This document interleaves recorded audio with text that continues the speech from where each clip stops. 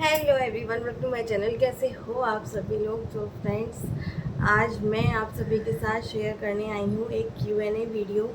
मैंने कम्युनिटी में पोस्ट किया था और मैंने इंस्टाग्राम पर भी पोस्ट किया था कि अगर आपके कोई क्वेश्चंस हैं तो वो आप मुझे बता सकते हैं एंड मैं कोशिश करूँगी आप सभी के सभी क्वेश्चन का रिप्लाई करने का। मैंने यहाँ पर नोट डाउन कर लिए हैं जितने भी कमेंट्स मुझे रिसीव हुए हैं, और इंस्टाग्राम पर भी कुछ क्वेश्चंस आए थे, उनका भी मैं रिप्लाई करूँगी। और जो मेरी यूट्यूब कम्युनिटी में आए थे क्वेश्चंस, उनका भी मैं रिप्लाई करूँगी। और जो मेरे ब्लॉग में भी एक दो कमेंट आ रहे हैं मैसेज, मतलब क्वेश्चंस के रूप में, तो मैं उन सब का भी रिप्लाई आप इस वीडियो में करने वाली हूँ। सबसे बड़ा क्वेश्चन जो है वो हर वीडियो में अभी फ़िलहाल ये आ रहा है। फर्स्ट तो आप हॉस्पिटलाइज्ड क्यों हुए थे, आपको क्या हुआ है। और सेकंड ये आ रहा है आपका ऑपरेशन हुआ, तो आपका काहे का ऑपरेशन हुआ है, और अभी पे कैसी हो। तो इन तीन का मैं जवाब दे दूँ। मैं हॉस्पिटलाइज्ड इसलिए हुई थी क्योंकि मैं पिछले कुछ टाइम से बहुत ज़्यादा परेशान चल रही थी। मेरे स्टमक में सिस्ट था विच इज़ कॉल्ड हार्निया। तो उसका डॉक्टर ने मेरे को सर्जरी बोल दिया था, तो उसी की मुझे अभी सर्जरी हुई है रिसेंट, और रिकवर कर रही हूँ मैं। और अभी मैं बिल्कुल ठीक हूँ। इतना बिल्कुल ठीक हूँ ये तो नहीं कहूँगी, पर हाँ रिकवर हो रही हूँ और सही रिकवर हो रही हूँ। अभी अपडेट तब दूँगी जब क्या कहते मैं डॉक्टर को दिखाने जाऊँगी, तब डॉक्टर क्या बोलते हैं उस चीज़ के रिगार्डिंग। और ये जो मेन एक क्वेश्चन आया था, स्वीट क्वीन जी ने पूछा था कि आप कहाँ रहते हो। मैं रहती यहाँ कर्नाटक मैंगलोर में हूँ। बहुत अच्छी जगह है, बीची एरिया है पूरा, देखने में तो बहुत अच्छा लगता है, व्यू बहुत खूबसूरत है। लेकिन मैं कहूँगी यहाँ पर रहना उतना भी इजी नहीं है, क्योंकि यहाँ पर चाहे आपकी हेल्थ हो, चाहे आपका मतलब इलेक्ट्रॉनिक सामान हो आपके घर का, वो बहुत जल्दी ख़राब होता है, क्योंकि यहाँ मॉइस्चर बहुत ज़्यादा रहता है। यहाँ पे हवा में ही इतना सॉल्ट रहता है ना, बहुत ज़्यादा, तो नुकसान भी होता है। लेकिन व्यू बहुत खूबसूरत है और आप सभी को पसंद भी बहुत आता है। मेरे लोकल एरिया का जो व्यू है मुझे भी बहुत अच्छा लगता है। और निधि मिश्रा जी ने पूछा है, हेलो मेघना, आपके हस्बैंड क्या जॉब करते हैं एंड किस में हैं। तो मेरे हस्बैंड गुजरात में एक कंपनी है, लॉजिस्टिक कंपनी है, उसमें उसकी ही ब्रांच है यहाँ पर मैंगलोर में। अभी न्यू मतलब 5 इयर्स बैक खुली थी। पहले हम लोग वापी में रहते थे, उसी कंपनी में ये मेरे हस्बैंड काम करते थे। लेकिन जब यहाँ पर ब्रांच खुला था तो इनका ट्रांसफ़र यहाँ पर हो गया था। तो तब से 5 सालों से अप्रॉक्सीमेटली हम लोग यहाँ पर ही रह रहे हैं। और ट्रांसपोर्ट काइंड ऑफ आप समझ सकते हो, उस वही काम करते हैं, लॉजिस्टिक कंपनी है उसमें। ठीक है, बहुत ज़्यादा खुल के तो मैं नहीं बता सकती यहाँ पर इतना मैं बता सकती हूँ। ये मैंने बता दिया। आपका किस चीज़ का ऑपरेशन हुआ है, काजल शुक्ला जी ने पूछा था, तो मैंने बता दिया मेरा हार्निया का ऑपरेशन हुआ है। और एक फ्रेंड ने, काजल शुक्ला जी ने ही पूछा था, आप कैसे हो और आपकी यूट्यूब पेमेंट आती है क्या। तो मैं अभी तो फ़िलहाल ठीक ही हूँ और यही कहूँगी, रिकवर कर रही हूँ। 10-11 डे हुए हैं अभी, तो धीरे धीरे रिकवर कर रही हूँ। और मेरी यूट्यूब पेमेंट हाँ आती है, लेकिन ऐसा भी नहीं होता है, क्योंकि इतने व्यूज़ नहीं आते हैं जो आपकी एवरी मंथ जनरेट हो जाए, तो काफ़ी टाइम बाद आती है। तो एक तरह से समझ लो बहुत महीनों में आती है। और हाँ, ये है यूट्यूब से इतना होता है कि थोड़े बहुत कोलैबोरेशंस वगैरह मिलते रहते हैं। पेड प्रमोशन नहीं मिलते हैं, कोलैबोरेशंस मिलते रहते हैं, जिसमें क्या होता है हमको कुछ प्रोडक्ट मिल गए या फिर कोई वाउचर मिल गया, तो हमें पर्टिकुलर उस प्रोडक्ट का रिव्यू देना होता है, जो भी हम उस प्रोडक्ट के बारे में फील कर रहे होते हैं, किस क्वालिटी का है, क्या है, वो रिव्यू करना होता है, तो वो उस टाइप के मिल जाते हैं।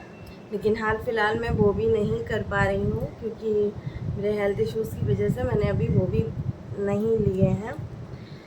और दूसरा, मैं निधि मिश्रा जी ने ही पूछा था आप अपना घर कब लोगे और कहाँ लेना चाहते हो।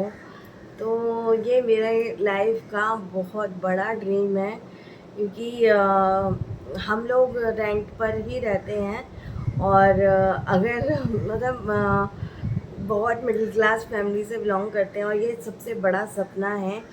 मैं देखती हूँ मेरा सपना कभी कंप्लीट हो।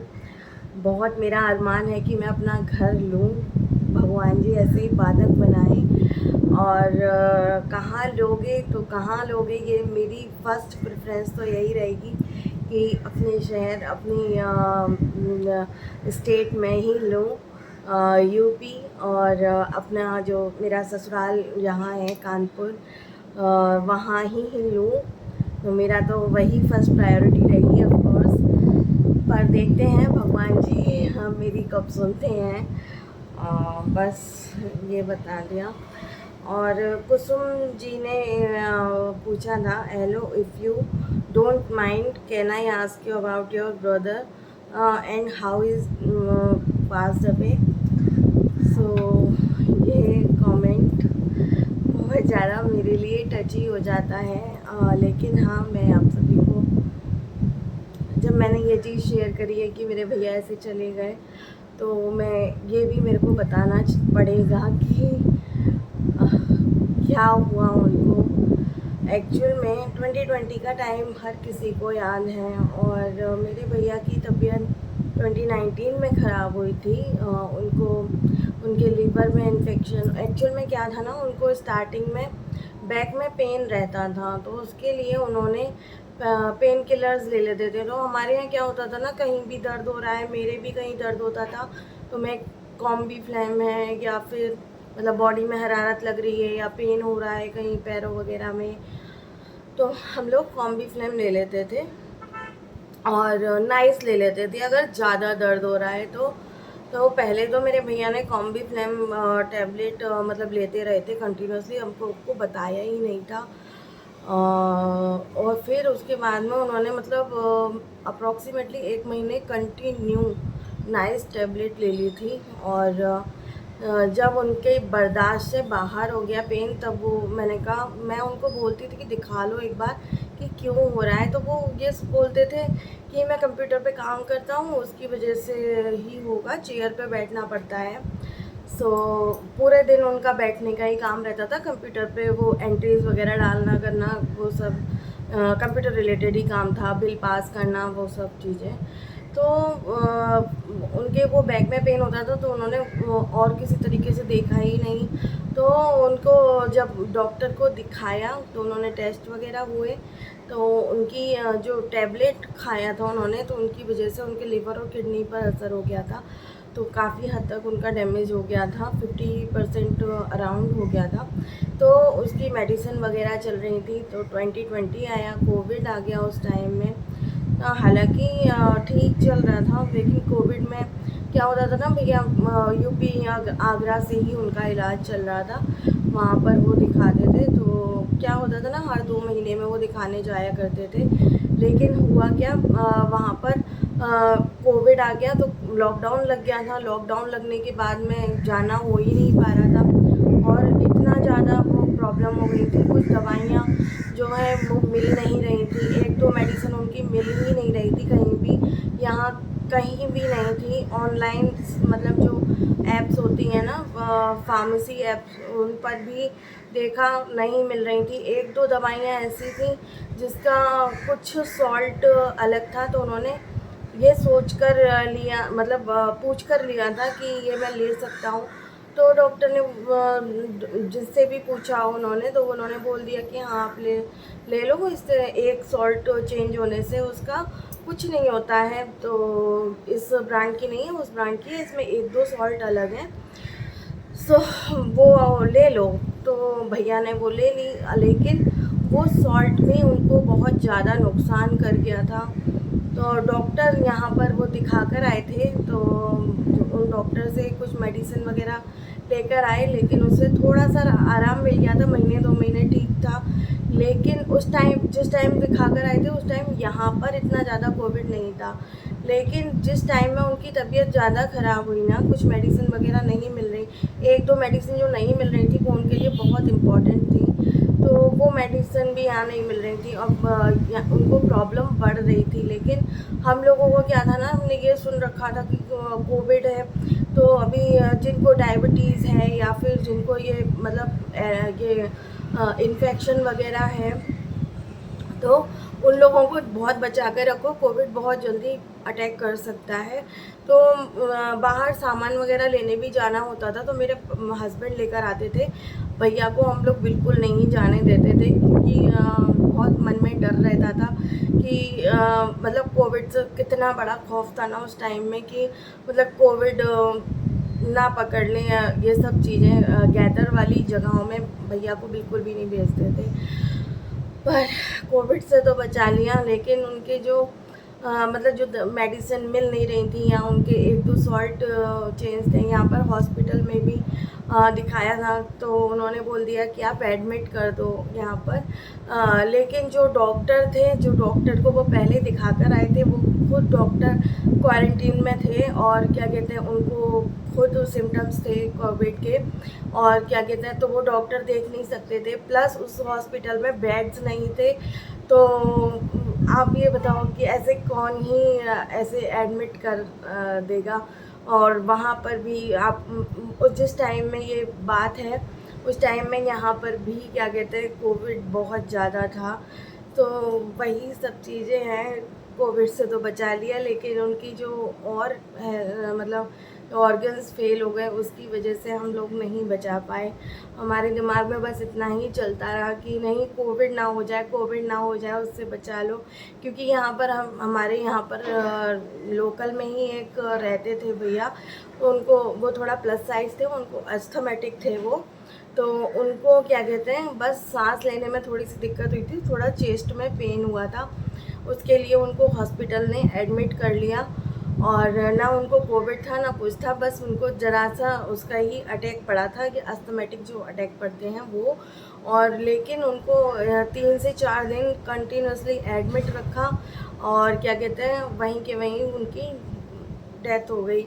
तो उस चीज़ से भी हम लोग बहुत ज़्यादा डरे हुए थे, और क्या कहते हैं, उससे चार्जेस इतने हाई थे, तो ना तो मतलब वो सब चीज़ें थी ना, उसमें क्या कहते हैं, कोई वो ही नहीं पढ़ पा रहा था कि क्या करना चाहिए, क्या नहीं करना चाहिए। और मेरा तक्ष अभी 1 महीने का भी नहीं था, 10-15 दिन का बच्चा, और उसके साथ में मतलब मेरे साथ भी कोई नहीं था, मैं अकेली थी।